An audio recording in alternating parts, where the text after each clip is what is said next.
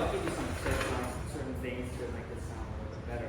I think generally when I notice in the audience where something that really wants to be expressive, but a little too much. So you line a bit too vertically in terms of bow pressure, and not enough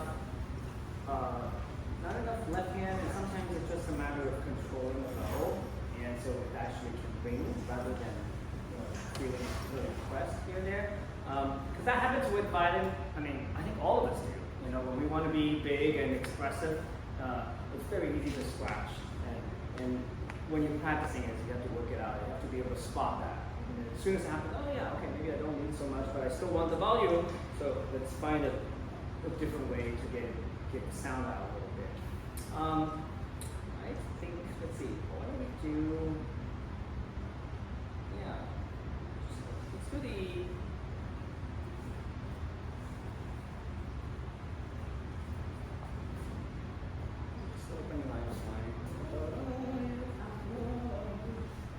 Go ahead.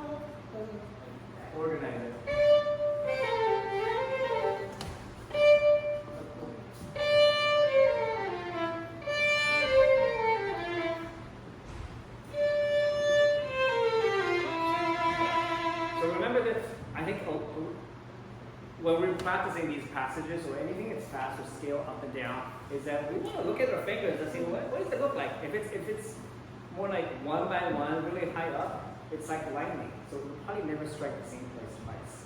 So you want to make sure that you group it a little bit, get a little closer to the strings, and then in this case, I would probably just, if you're doing 4/4, and then the 3/2 can go together. I don't have to practice that much, and it'll be too. Yes.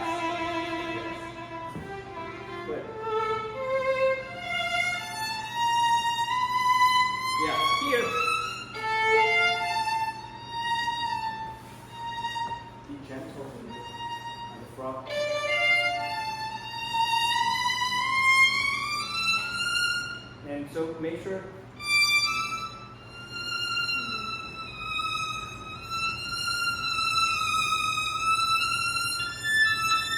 So all of these notes that you want to, especially when you start something at the frog, you probably should, in this case, use slower roll. That little crunch. Yeah. Try that.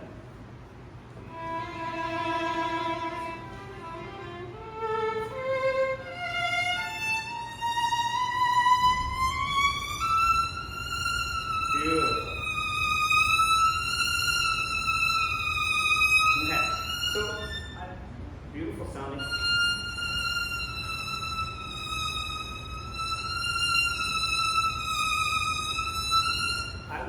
Give a little bit more on F sharp or chromatics. So, because otherwise, if it's all even, it sounds a little flat musically. And I know it's all expressive stuff. So then you kind of have to select, like within this group of 4 notes, which one do you feel a little bit more? And it's all personal. So all of these, it's not like, oh, you have to vibrate the chromatics more. But for me, I feel like by default, the chromatics that's outside the keys, it's probably a good note too. If you don't know which one to vibrate, that's probably a good one to vibrate more.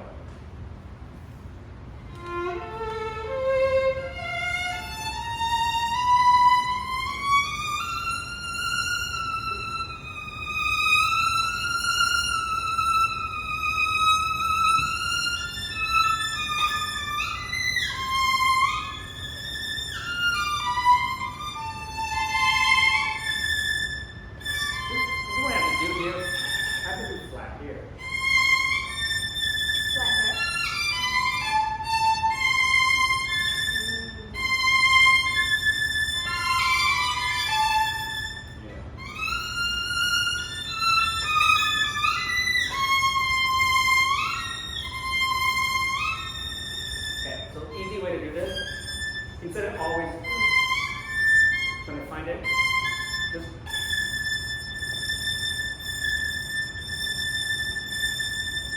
play for 10 seconds, you'll probably get it. Look at the bow, look at the bow.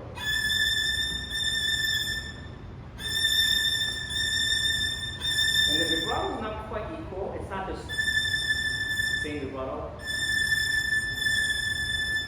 The sforzando vibrato, you have to have a burst of vibrato and then carry through with a little bit less, not the same speed. Da, da, like that. Yeah, synchronize it with it.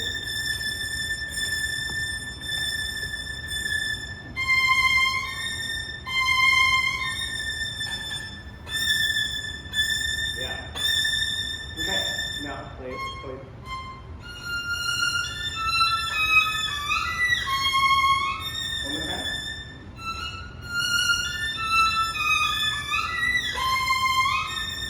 Good. And then don't lose no accent on this one. Yeah. Okay. That did not take long. It was less than a minute.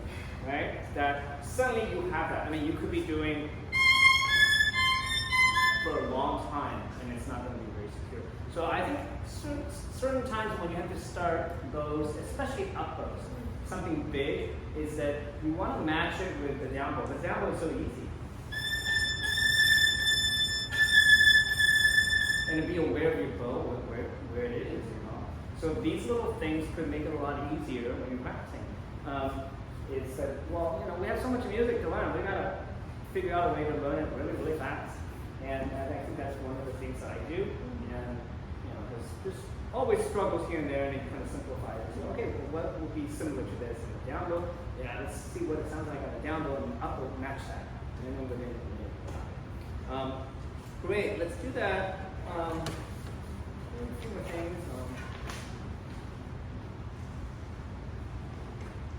I mean, fast things sounds great.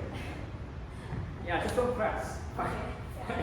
And I think here, just like a little bit more modulation with the vibrato would be really beautiful. Because, what do you know about Vietnam?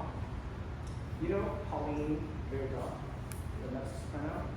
So he was Vietnam studying with Burial, and Burial was married to someone and then went on tour.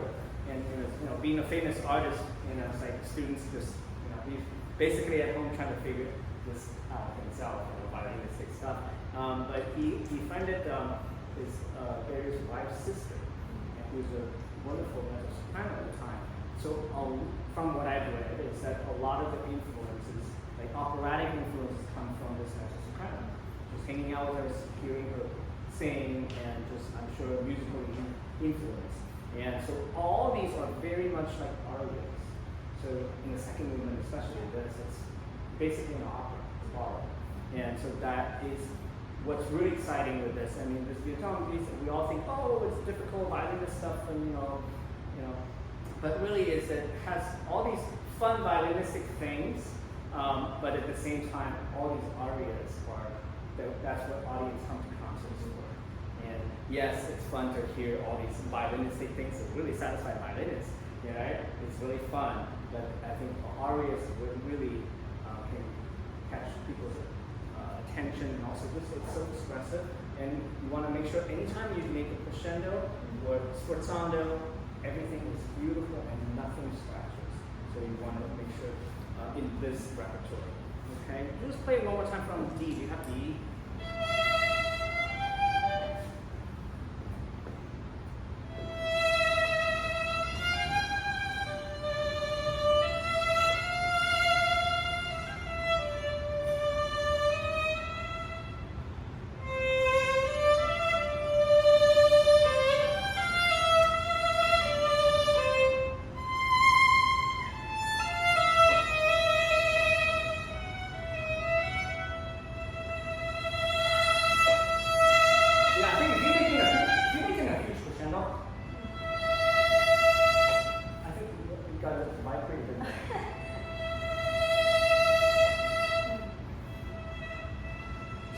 Start with less above, so it's modular.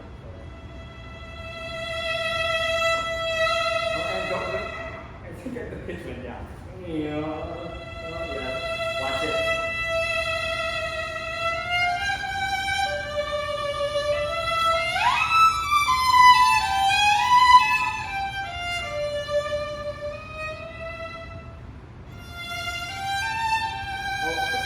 Don't vibrate too much. And then suddenly no above. That's when it's very easy for audience to spot, like the notes are just kind of left out in terms of vibrato.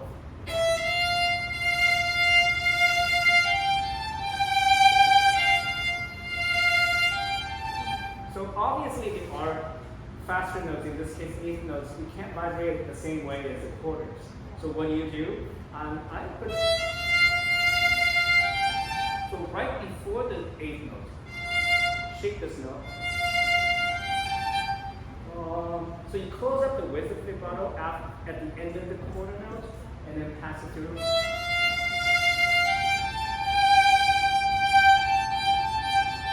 a teeny bit of vibrato, so it's not.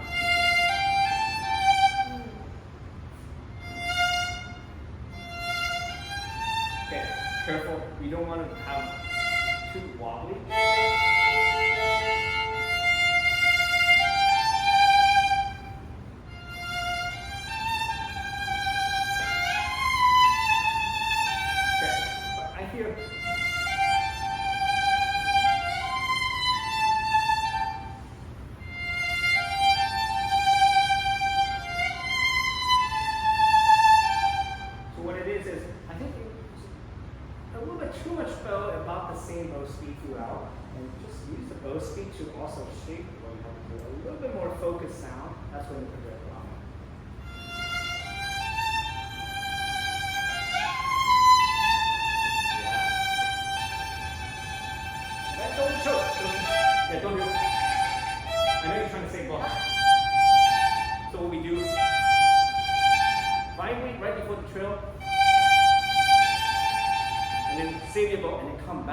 So it's not, you don't have to hold it. Oh my God.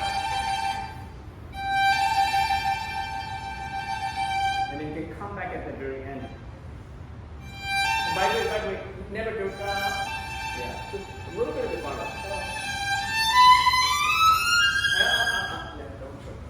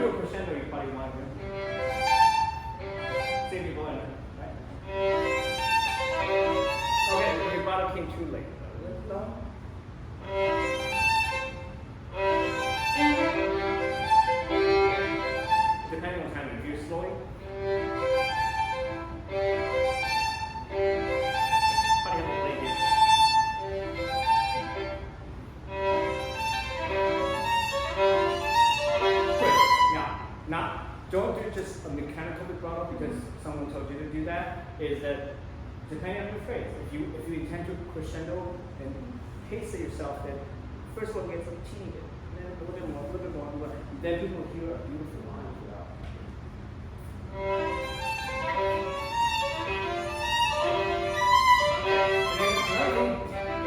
It's a chord. Maybe don't just vibrate one note in this case. Keep it a little bit loose, so it has a little bit of teeny bit of vibrato, so it doesn't sound too dry.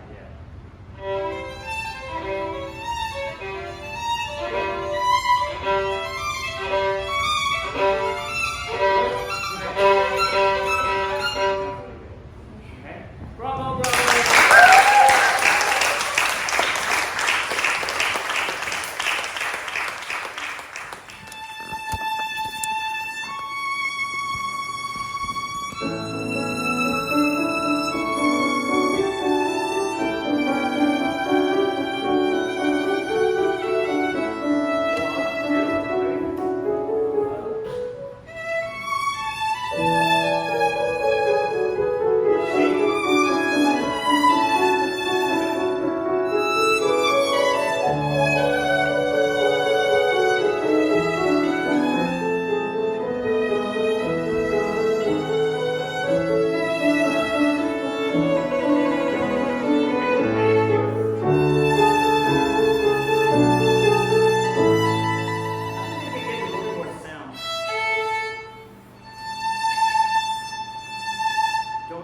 Don't do it just by pressing down. In this case, just tilt the hair a little bit towards the center of the bow. And use a little bit more bow speed. How about? Oh, one more thing is the trills. I think it was the first one was you got.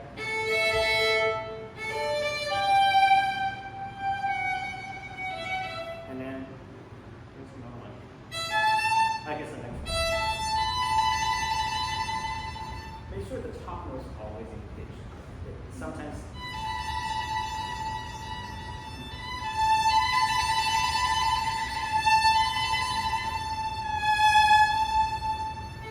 And it's very important to carry through a little bit of vibrato after the trills. Otherwise,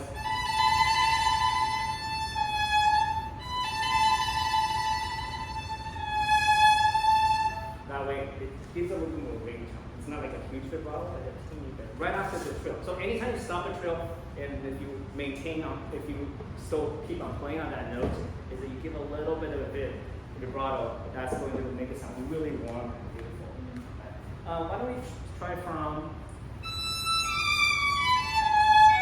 And I think in general, the second time that she played, I think it was a bigger line already, right? All of you, do you hear that? I thought so.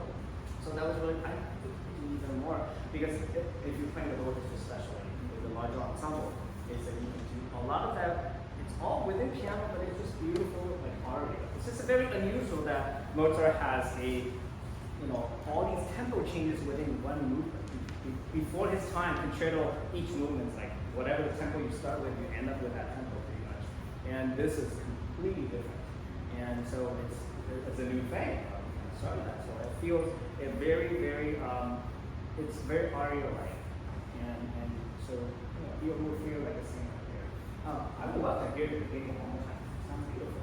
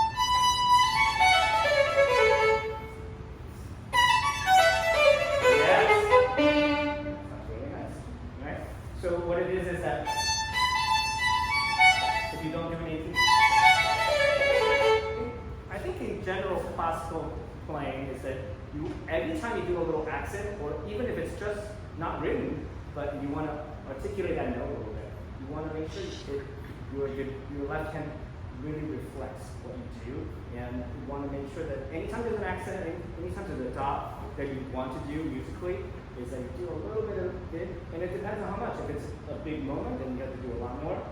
But in 16 notes passages, you just want to do a little bit, and it gives a nice, beautiful ringtone to cover those 4 running notes, and that makes a huge difference.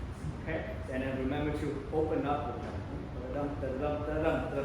So that would just, it's very subtle, but you want to kind of do the right book distribution to make the right crescendo. All right, so the next spot I'd like you to try is,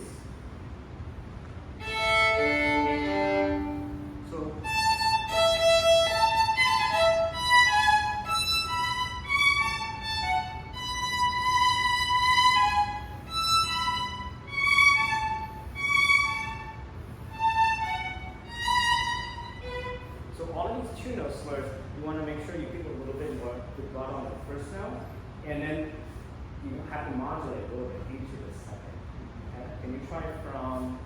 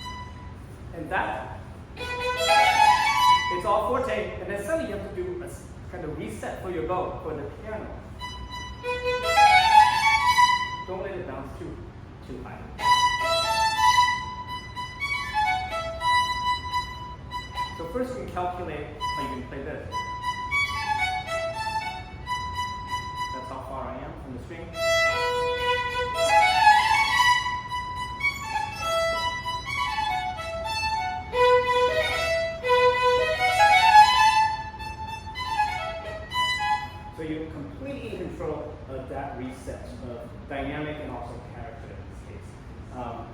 Try one more time.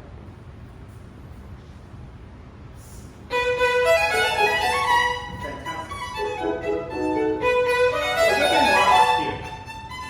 Yeah, you don't want to be, the sporty sounds fabulous. And the piano sounds a little weak. Like just not enough. Like a little bit more volume.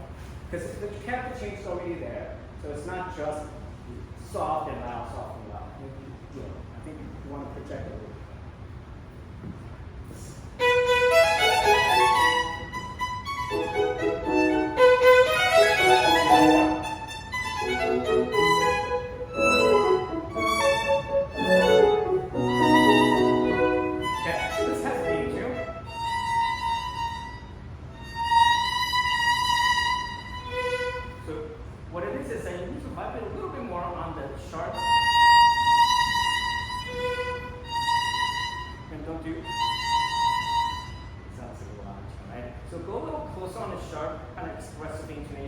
In the case, and you want to also warmify it. Can you do, can I play it here?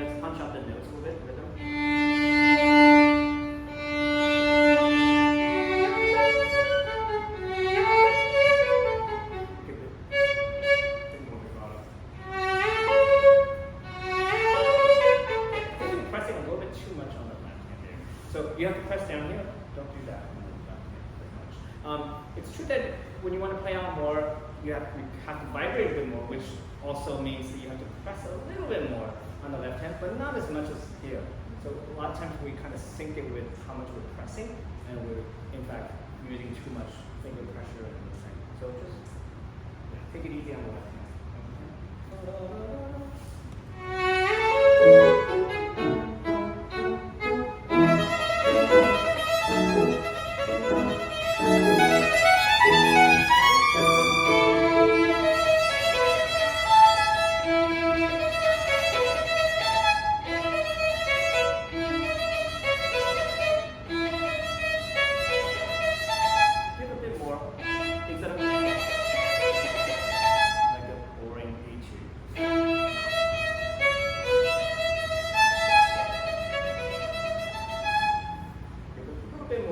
Articulation on that. Bum, bum, bum, bum, bum, bum. Basically, it's the moving notes, like you can do that in the bottom.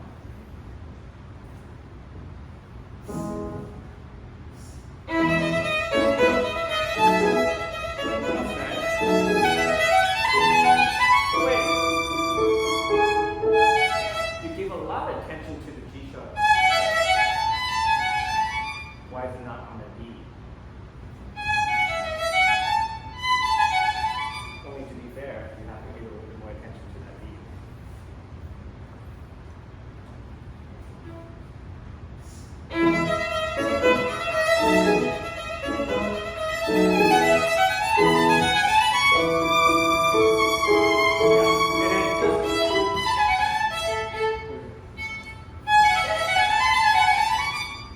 This is one of those places where a pianist can easily catch you, but if you play with the orchestra,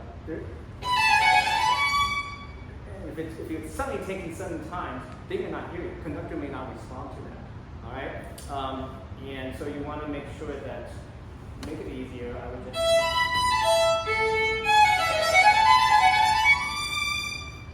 go straight into it, and not. Or if you do take time, it be really condensing, gracefully done, so it's not like suddenly da da da da da. It's like a little hiccup. Yeah. Is it okay?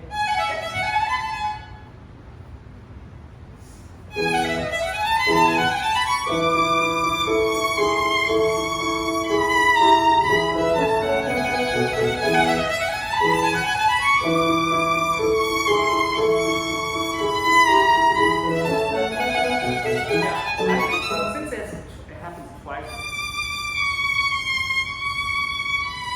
I think we need to do a little bit of shape and something different. May I start from the same spot with you?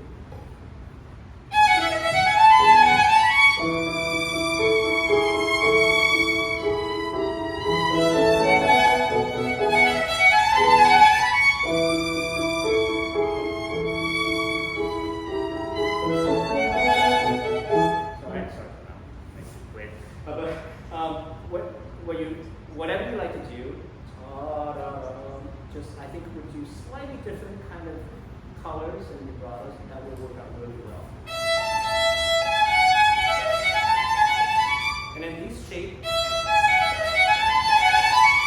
make a very clear crescendo, right?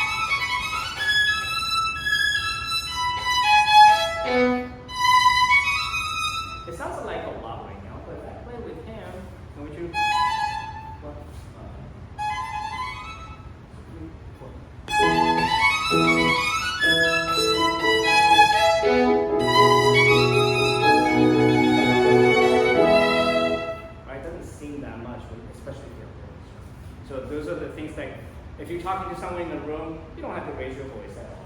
But well, if everybody was sitting in the back of the chapel, then they really have to, get the message across. But most of the time we play, it is a pretty big concert. So don't assume people are sitting right there. Can you just try the last bit?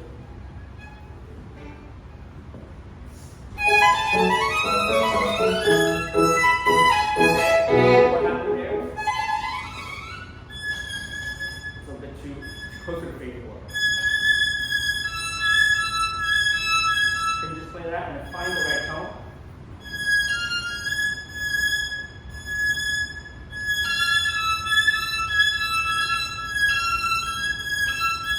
Oh, that wasn't very nicely calculated. Can you? Yeah, just make sure it's really in tune. Whatever fingering you have.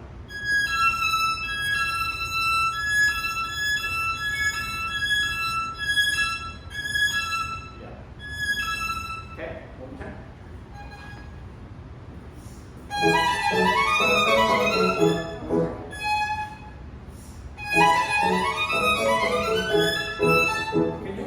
Can you make a crescendo?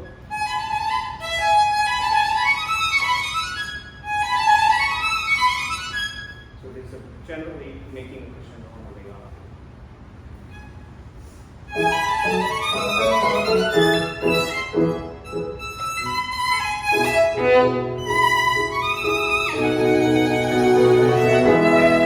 don't think you need to change much. Let's do it one more time because I played it better before. Just a little more into the string.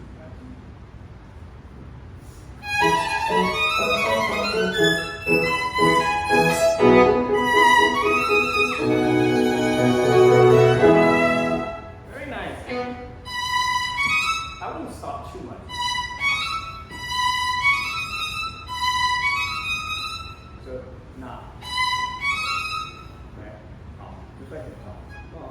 Very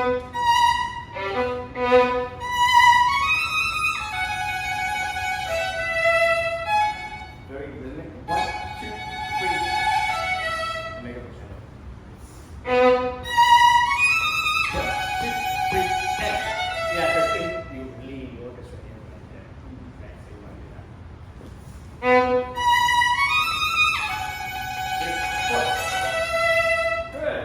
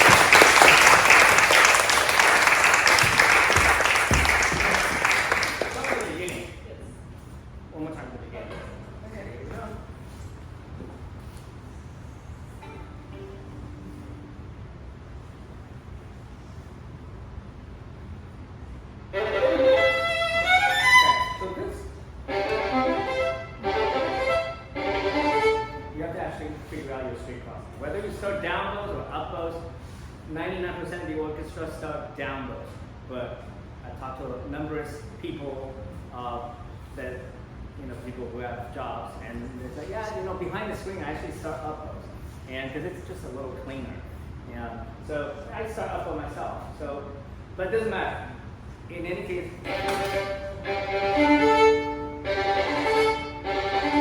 because if you can't do that, then you won't be able to play that in literally, really, really clean. So let's try that.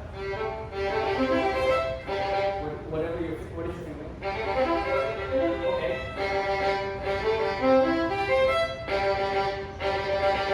Right. That's it. Yeah. And then if you have to make a crescendo, it's going to be slow.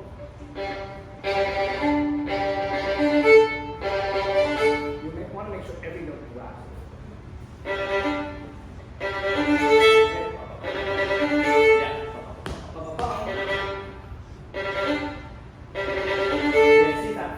Your bow actually didn't know when to cross, right? So that's one of those things. If you just practice for 2 minutes, 3 minutes, I can guarantee it's going to be really smooth at the beginning. And all right, so the next spot. Play that one there.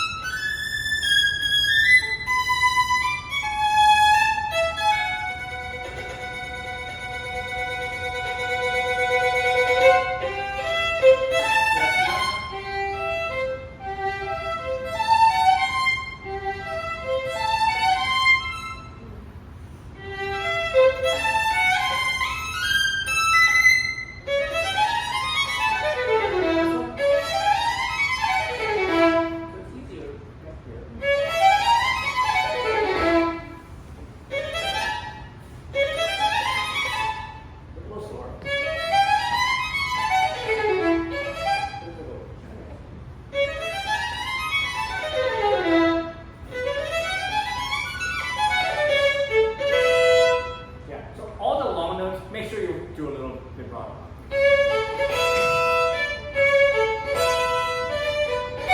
Just like what I talked about in Vietnam or anything, that anything you have a little articulation or sforzando, accents, make sure the beginning has a little bit of it.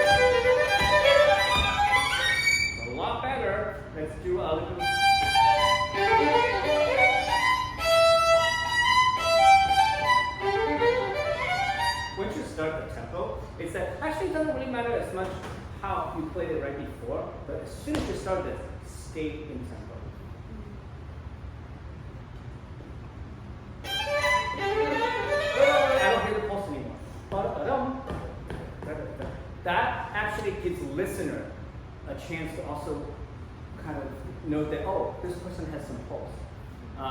And also gives you ability to not rush, because it's very, very easy to get excited and or scared, whatever. You know, it's very easy to rush. We all do. 99% of violinists, we all rush.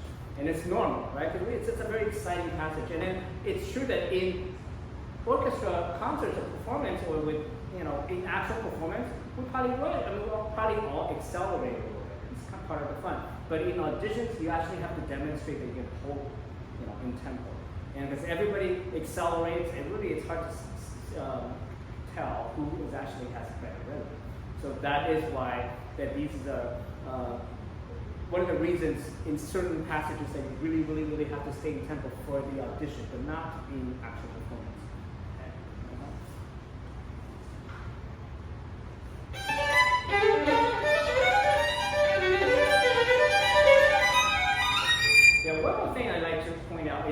As you're practicing this, is that you want to make sure all the notes are really balanced in terms of volume on the A string and E string.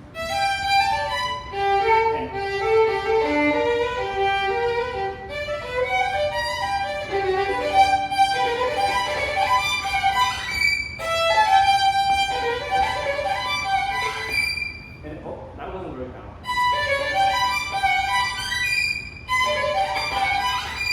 Right, so that all the little notes, you have to make a perfect crescendo, which in orchestra you can't really hear as you're playing, right? Just right? And so everybody, you can almost fade through that and it sounds really, really good as a section. But in auditions, you actually have to demonstrate that you can make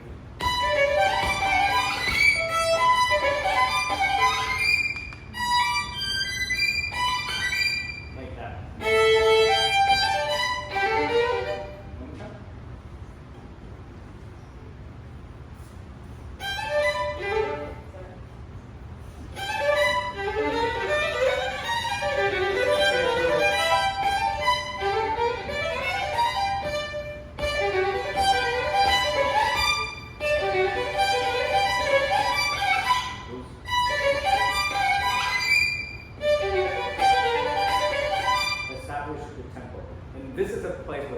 tell yourself,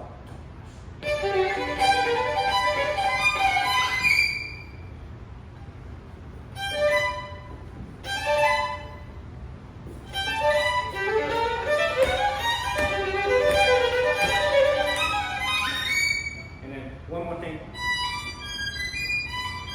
This is a little bit of wrist shift.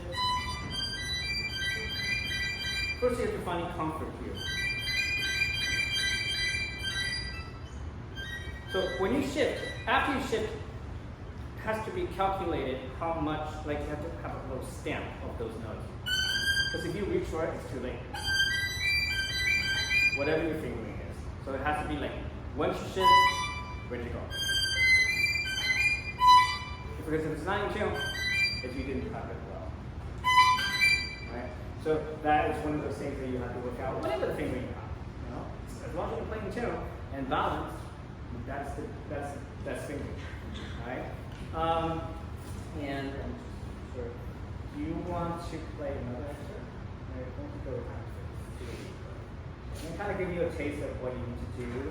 And then it's true that intonation is everything too. So if you hear yourself in the recording when you play it back, there's certain notes that are not in tune, you have to fix it, right? Nothing can be out of tune in these auditions.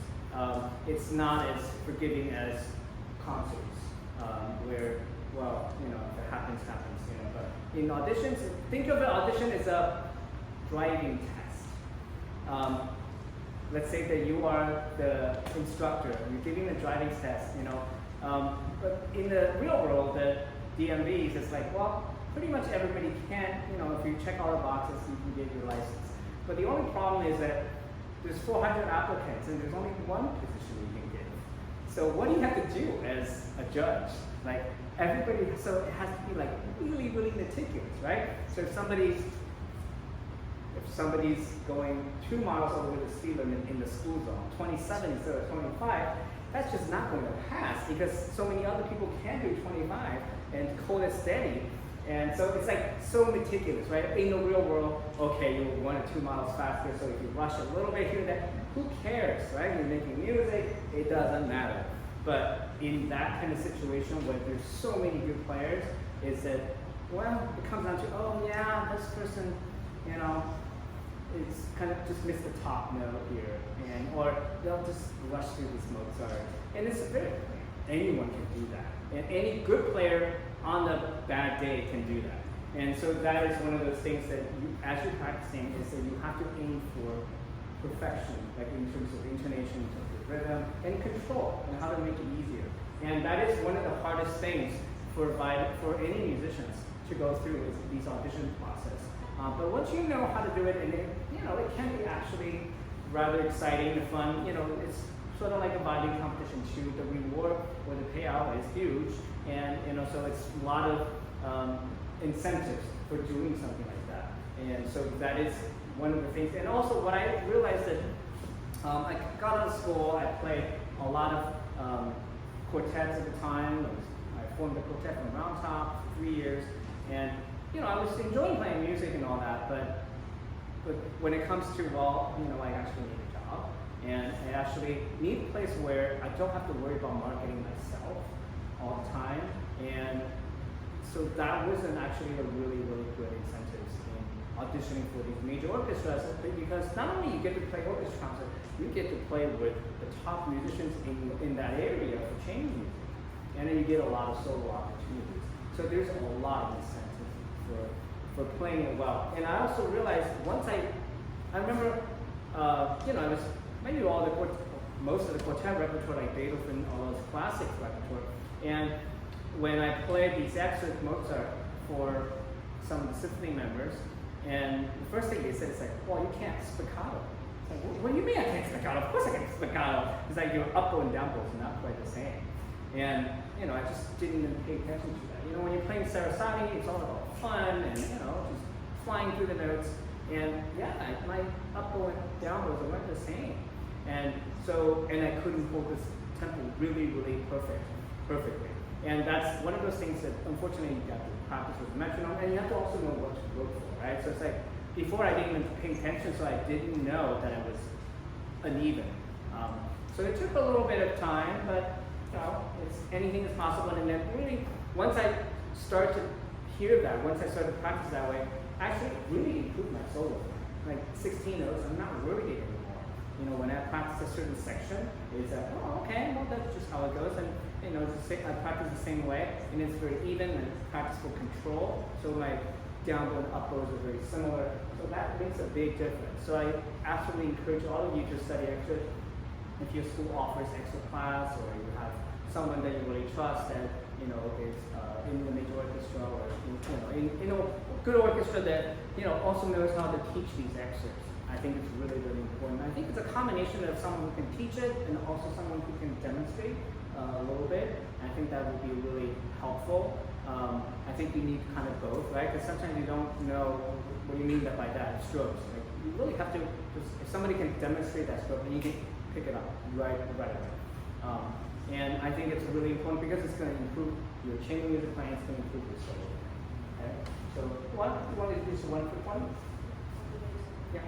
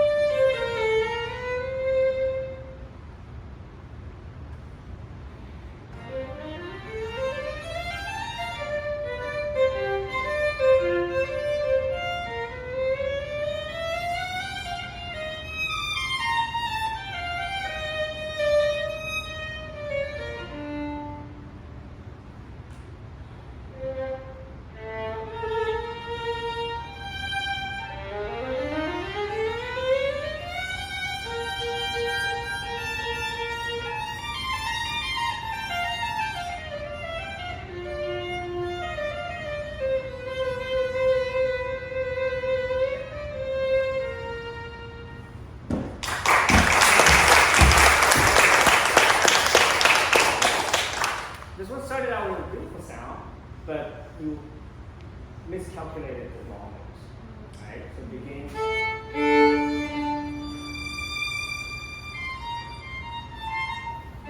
Two, three. 1, 2, 3. Yeah, so 3 B, 2.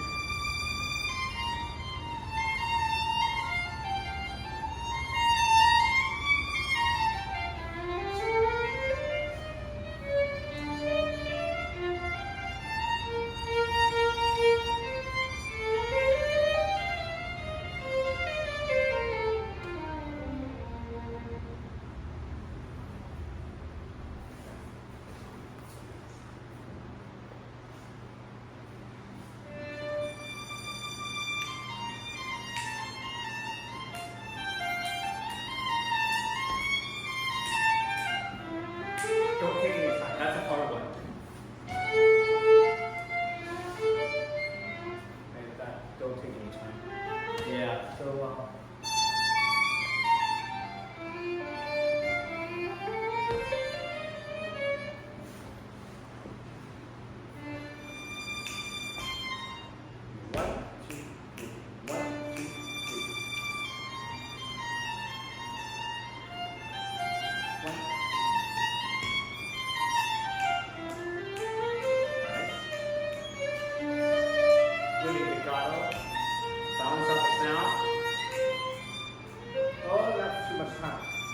Yeah, this is one of those days, if you're playing a sonata, of course you can take time. Do whatever you like. And as long as your pianist can catch you, if you're playing Bach, you can do pretty much anything that's convincing to you and your audience. But when you're playing with a group of people, if you can't decide like on the string crossing, it has to be, I mean, the default is to not take any time. So unless the conductor said, hey, we're going to take a little bit more time here, this is the timing that I want, then everybody's going to do that, right? So you cannot do that on your own. And this also, you know, this is a beautiful melody that just has to flow beautifully. So it needs to sound like on one string. So that's the challenge, is you have to time it perfectly on the string crossing. Like just no big deal of crossing. Don't let people know that you cross the string.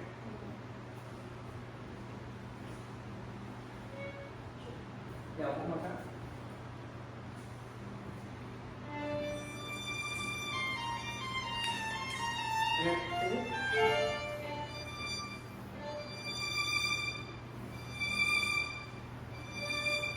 Yeah, beautiful D. Yeah. That first note, you want to make sure you want to make people listen to you. Like that first note should not be scared. It would just sound like sonata. Very subtle, very distant, a beautiful, beautiful tone and shape.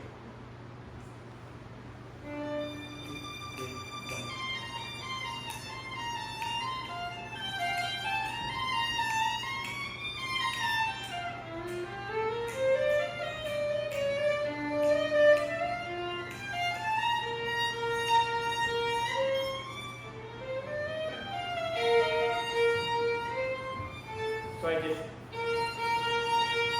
one thing. So I don't do it. No, you can do whatever the fingering, but as long as you no slide. So that's one of those things that you could do. Right?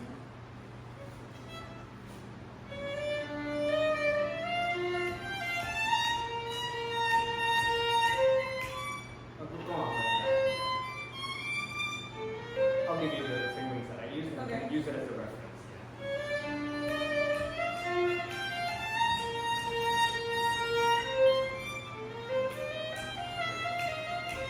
You can use that fingering as long as you don't take time, as long as you don't slide.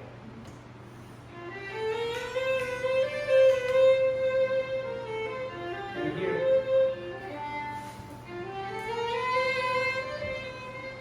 So if you're going to do a little crescendo, do a little bit of it. Beautiful.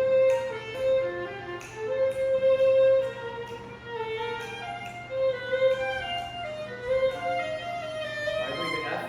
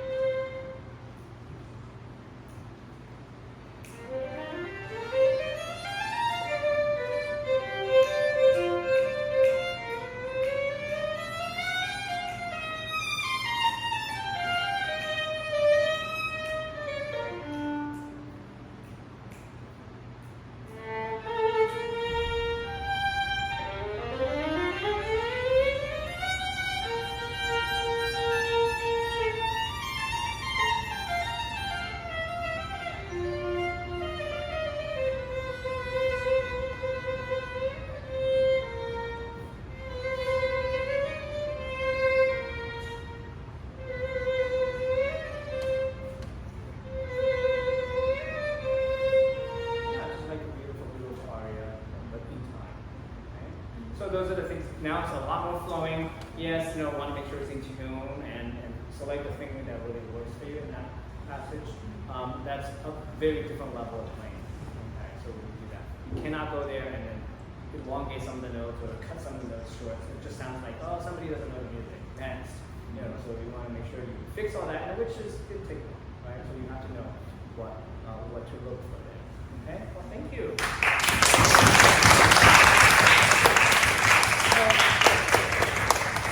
To end this masterclass, it's been wonderful hearing all of you play. We're going to play a piece by a Polish composer, Jaime Yoon, going to join me. And she, actually, she introduced me to that piece. It's by Polish composer Grażyna